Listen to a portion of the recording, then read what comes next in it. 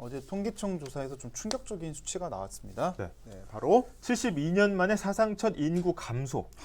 이게 실제로 72년 만 대한민국 정부 수립 이후로 처음으로 인구가 줄었고 이 저출생 그다음에 고령화 얘기는 계속 나왔지만 잘 아시겠지만 이게 인구 증가율이 서서히 이제 떨어지는 거지 그렇죠. 실제 전체 인구 수가 줄어든 건 아니었거든요. 그런데 이제 1960년대까지만 해도 인구 증가율이 3%가 넘었습니다. 3%. 네. 그래서 3%가 넘었는데 그 중에 계속해서 줄다가 1995년 이후에는 1% 미만으로 떨어져요. 사실은 그때가 언제냐면 저희 세대예요. 저희 세대. 네. 그러니까 아이 뭐 둘이 거의 네. 일반적이었던 세대인데 그때부터 이제 확 이제 핵가족화 이런 말이 나오던 무렵이 그 무렵이거든요. 네. 이제. 근데 이번에 바로 2021년 말에 아예 총 인구수가 줄었다. 그러니까 이제 증가율이 줄다가 이제 아예 그냥 총 인구도 줄어든 거군요. 네, 그래서 인구수가 5,174만 8천 명, 지난해 11월 기준으로 1년 새 9만 1,000명이 줄었습니다. 그래서 저희가 그래프 좀 보여드리고 있는데 네. 지금 이런 상황인 거죠, 지금. 네.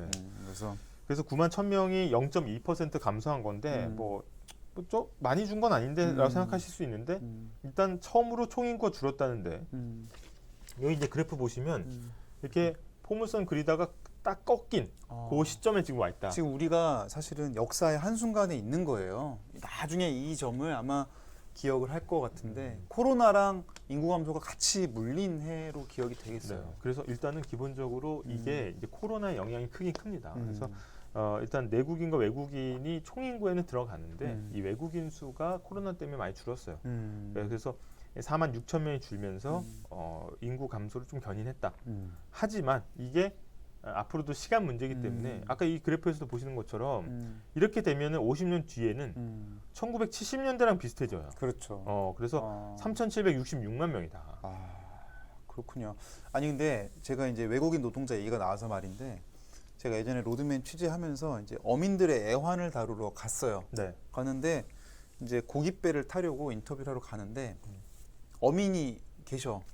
그래서 선주가 어민이죠. 그래서 힘들어 죽겠어 이러고 이제 다른 분들 사진을 봤더니 다 러시아, 카자흐스탄, 우즈베키스탄 다 외국인 분들이 이미 농어촌 뭐 가리지 않고 많이 계시긴 했었거든요. 근데 그런 분들이 지금 많이 빠졌다고 하더라고요. 맞습니다. 그래서 지금 상당히 심각한 문제인데 이게 이제 사실은 경제적으로도 좀 영향을 주는 거 아니겠습니까? 이렇게 인구가 좀 줄기 시작하면 이게 뭐 인구가 줄면 저희가 이제 경제학에서 생산 가능 인구라고 얘기하지 않습니까? 그러니까 일할 수 있는 인구. 그렇죠. 15세부터 64세까지 이 생산 가능 인구가 줄면은 사실은 이 노동 시장에 투입되는 노동의 양이 줄어든다라는 게 사실 경제학의 고전 법칙이에요. 일할 사람 주니까 공장 가동률이 준다 뭐 그렇죠. 이런 계산인 일할 거죠? 사람이 없다는 거지. 예전보다. 그렇게 되면 이제 생산이 줄면서 경기가 침체에 빠진다라는 건데 어떻게 보면은 이게 이제 예전에 1970년대, 80년대는 아까 3% 인구 성장률이라고 하지 않습니까? 그렇죠. 가만히 있어도 새로 일할 사람들이 계속해서 들어오는 거예요. 너 말고도 일할 사람 많아. 그렇죠. 이런 게 가능했던 시절인 그렇죠. 거죠. 그런 가능했던 시절이기 때문에 이거를 인구가 경제에 보너스를 준다고 해서 인구 보너스라고 얘기를 합니다. 인구 보너스. 네, 인구 보너스. 근데 지금으로는 상황이 많이 반대가 됐죠. 그래서 인구가 줄면서 생산 가능 인구가 줄고 그러면서 생산도 줄고 수요도 줄면서 그렇죠. 경기가 가라앉는 현상을 인구 오너스라고 얘기를 합니다. 오너스. 네, 인구 오너스. 그래서 지금은 이제 본격적으로 인구 오너스 시기를 맞는 전환점에 서 있다라는 거죠. 야, 뭐 이거 사실은 우리보다 먼저 인구 오너스 맞은 나라가 일본 같은 데를 좀 예를 들 수 있지 맞습니다. 않겠어요? 인구 오너스를 맞았고 사실은 이제 서서히 나라의 활력이 떨어진다 이렇게 얘기하는데 사실은 이런 얘기를 하고 뭐 우리가 저출생을 해결해야 된다 이런 얘기가 개인한테 굉장히 폭력적일 수가 있어요. 그렇죠. 아니 내가 뭐 만약 낳고 싶은 분이 있다면 내가 낳기 싫어서 안 낳아? 사회가 지금 이제 애 낳을 그렇죠. 환경이 안 되니까 안 낳는 거지 이렇게 얘기하시는 분들이 많고 기본적으로 아예 선택을 안 하시는 분도 늘고 있어요. 맞아요. 네. 그러니까 저도 제 주변에 보면은 친구분들 중에 네. 결혼을 안 한 친구도 여전히 많고 네. 결혼을 했다 하더라도 뭐 아이가 없는 가정도 많고 근데 그게 본인 선택에 의해서인 경우도 많고 그래서 점점 시대나 가치관이 바뀌고 있다는 걸 저도 좀 느낄 정도거든요. 그러니까 한 세대 만에. 그러니까 한 세대 만에. 우리 이제 부모 세대 같은 경우에는 뭐 남성 여성 할 거 없이 30살이 넘어가면 뭐 큰일 난다. 결혼을 왜 어. 이런 생각이 있었는데 지금은 사실 막 제 친구나 주변을 봐도 30살에 결혼하는 친구 별로 없어요. 그럼요. 네. 그거는 좀 진짜 말도 안 되는 좀 그런 너무 그렇게 돼버렸어. 그런 일반적이 그렇게 됐죠. 그래서 어떻게 보면은 이게 우리가 그동안 저출생 문제에 대해서 돈을 천문학적으로 쏟아 부었습니다.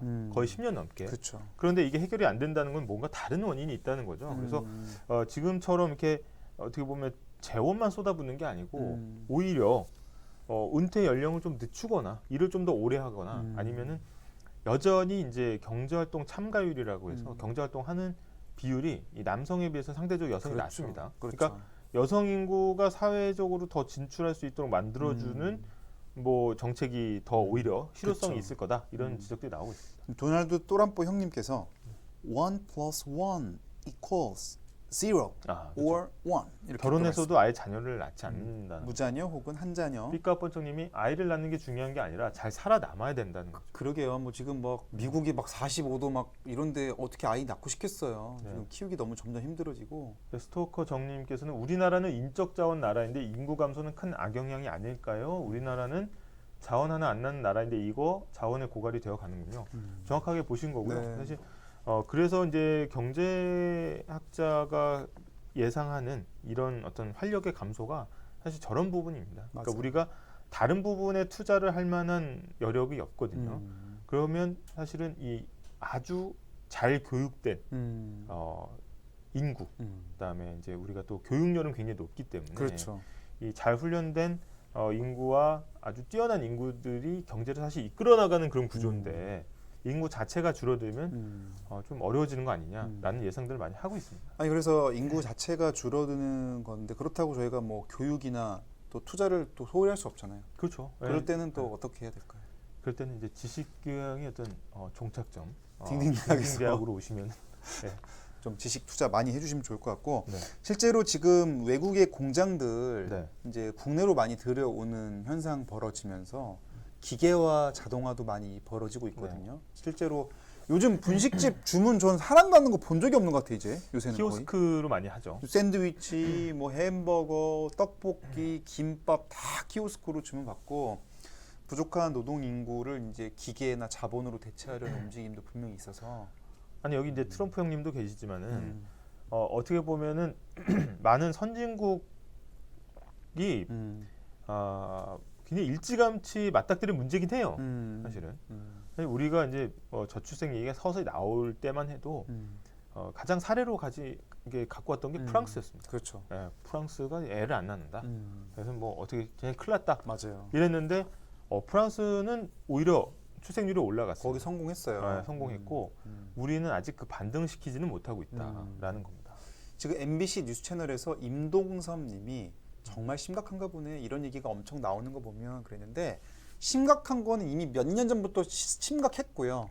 이 마이너스가 처음 나와서 지금 충격이 온 그런 상태라고 봐야 되겠죠. 아니 근데 이거는 뭐 좀 재미가 있을지 모르는데 우스갯소리로 한 얘기인데 이 경제학자분들은 사실은 학파에 따라서 굉장히 생각이 많이 갈립니다. 철학가가. 그래서 우리가 이제 케인지안하고 이제 이 고전 학파 이게 두 개 크게 분류하는데 네. 대부분 이제 갈등이 심할 때는 이제 두 부류는 같이 점심도 안 먹는다고요. 한테 겸상을 안 하는 거예요, 기본적으로. 그러니까 이제 케인지안은 그 경제학자 케인즈의 어떤 학문적인 사조를 그렇죠. 따르는 바로 네. 정부의 개입이나 인위적인 시장 개입을 경기 부양이 통한 이런 것들을 이제 옹호하는 쪽이고 옹호한 쪽이고. 그다음에 고전학파는 어떤 쪽? 고전 학파는 이제 그때 이제 시장이 알아서 청산하는데 그 네가 그 가격 조정이 다 바로바로 이제 실질적으로 되는데 니네가 왜 거기 껴들어가지고 오히려 불협화음을 만드냐라는 게 놔둬라 이거죠. 놔둬라 시장에 맡겨라. 네. Let it be. 레스페 레스페 이게 냅둬라 이런 놔둬라 얘기인데 이건데 이 두 학파가 음, 딱 하나 문제에 대해서 음. 손을 잡고 공감하는 게 바로 대한민국 저출생 문제다. 이런 얘기가 있습니다. 이건 이견이 없는 이건 거죠. 이견이 없는 이거는 거예요. 학문적인 이건 견해 이견이 굉장히 어렵고 해결해야 되고 반드시 이제 국가 경제를 위해서는 시급한 문제라는 걸 이제 합의가 된 거죠. 이 부분에 대해서는. 실제로 얼마 전에 법무부에서 외국인 비자 관련 제도 개선 얘기를 한 적이 있습니다. 이게 다 지금 이거랑 같이 관련이 돼 있는 거죠, 그렇죠? 네.